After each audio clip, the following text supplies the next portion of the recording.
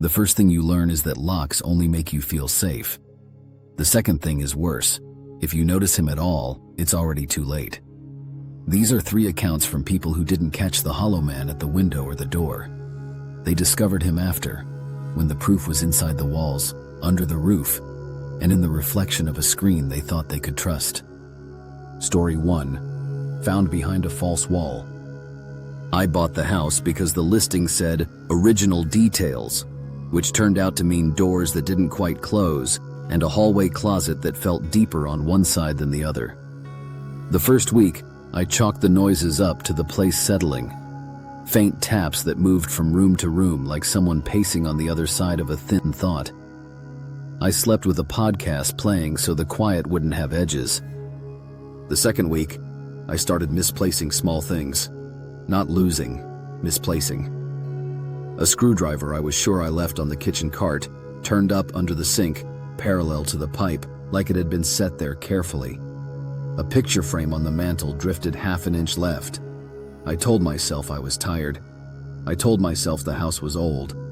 I told myself a lot of things that I don't believe now. The closet didn't line up. If you pressed your palm against the back wall, you could feel a give, like drywall that remembered a different shape. I measured with a tape and realized the bedroom on the other side didn't quite get the square footage it should. A friend brought over a stud finder. It screamed over a section that should have been hollow and stayed quiet where there should have been beams. We cut low, just a test square. Behind the drywall there was a void not big enough to stand in, but big enough to live in if you understood how to fold yourself. We widened the opening and shined a flashlight. What I thought was insulation was a rolled-up sleeping bag gone flat from use. Someone had taped the interior with strips of black fabric to keep light from leaking into the bedroom.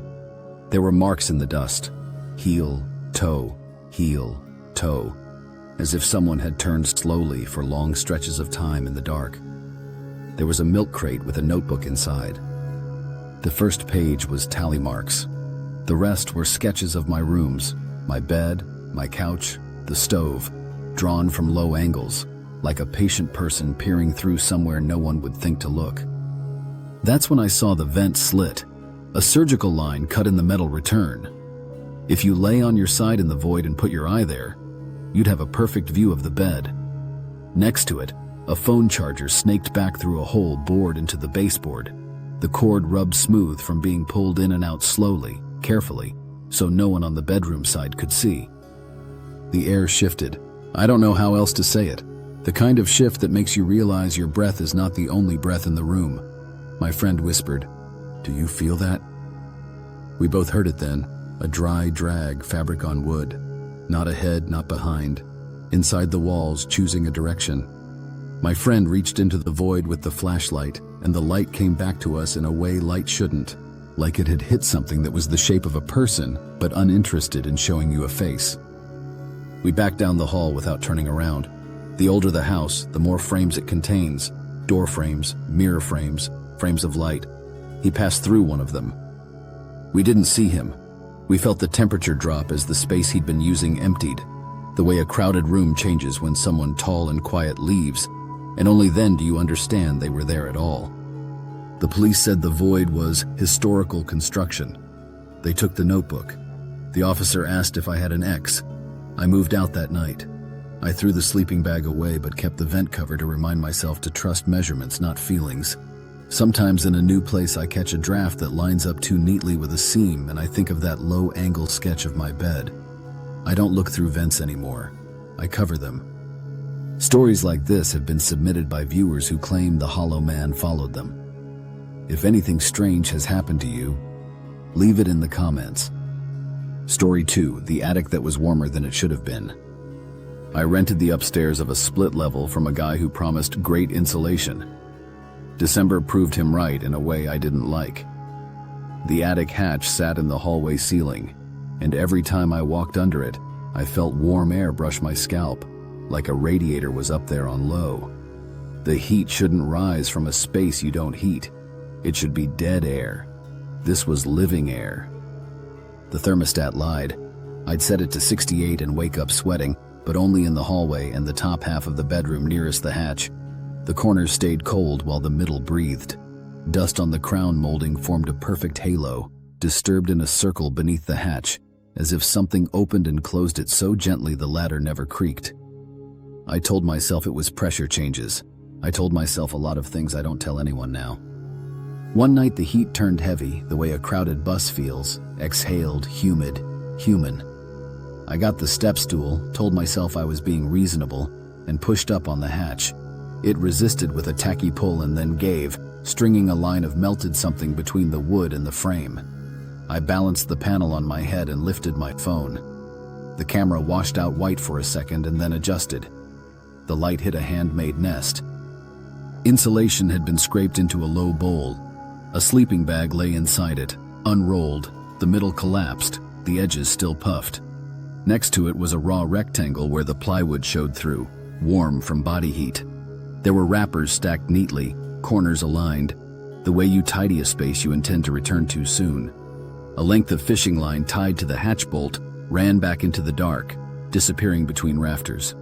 If you pulled it from up there, the panel would settle back perfectly without ladder or sound. I was about to back down when the phone recentered focus on something at the far end. A tall, wrong shape adjusted to fit the roofline. It didn't hide like an animal. It arranged itself around the geometry. It was kneeling, but its head didn't bow. It just occupied the wedge of dark the way a door occupies a frame. The air from the attic touched my face. It was warmer than it should have been because someone was in it, breathing. I didn't scream. There was no room for a scream. I eased the panel down, let it catch the frame, and felt the line above tighten, then slacken, as whoever was up there finished the motion I started. I left the building without my shoes. Outside, my landlord met me in bare feet too, eyes wide like he'd been woken by the same breath. The police found footprints tracked in the fiberglass, big and far apart, the stride of someone who didn't need many steps to cross a space. They found a path pressed to the eaves where the insulation had been cleared, creating a walkway along the house's edges that followed the vents and heat chases like veins. They told me about squatters. They didn't tell me what I already knew. Squatters don't make room for themselves along the lines the house already draws, like they're studying the seams. He didn't break in. He fit in. I moved. I still keep a hand over my head when I walk under any hatch, a reflex older than reason. Sometimes the air above me goes warm for a second, like someone is remembering to breathe. If you're still watching, you're not alone. Most people turn this off by now. But you want to see what happens next. Maybe you should stick around, or subscribe before it gets worse. Story 3. A second face in a FaceTime call. I was on FaceTime with my sister because I hate being alone in the new place at night, and she always keeps me talking past midnight. We were laughing at something dumb when she stopped and said, "Hold on, don't move." I froze, phone at arm's length. She squinted like she was trying to read a small print label. "There's a second face," she said. "Your camera just put a box around it." You know how phones do that. Little yellow rectangles that snap to eyes and mouths. I'd seen it lock onto framed photos on the wall before, confused by faces I knew weren't alive. This box floated a shoulder above my head and a foot back, hovering in the air where there should only be the doorway to the hall. "It's the painting," I said, because there's always a painting. "There isn't a painting behind you," she said, voice gone thin. Then the rectangle jittered like it had caught a blink. I flipped to the back camera and swept the doorway. Nothing. Clean hall. No coat on the rack. No mirror. Nothing that could reflect. When I flipped back to the front camera, the box returned immediately, higher now, as if something tall had leaned in to make sure it stayed in frame. The phone adjusted exposure and, for a blink I still wish I didn't get, the glass found a shape, a long oval where a face should be, featureless as an eraser mark, catching light as if it were a surface meant to be seen but not described. "Go to the kitchen," my sister said. The kitchen had bright overheads. I backed in. The box followed, sliding to keep the face centered. The algorithm couldn't help itself. It loves frames. It finds them even when you don't. The little white live icon pulsed at the top. FaceTime had been taking those short, moving photos automatically since the last update. My phone recorded the moment I realized the second face was not a glitch. It moved like someone watching their own reflection to see what you'd do next. It didn't step.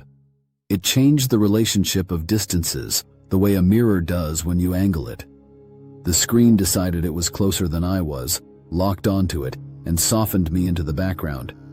For 2 beats, I was the one out of focus in my own house. I don't remember what I said. I remember the sound of my voice like I'd started talking in a room with a delay, like the walls were playing me back half a second late. I set the phone down face up on the counter, turned the kitchen light off and on, and in the dark between, the screen became the only light. The second face didn't glow.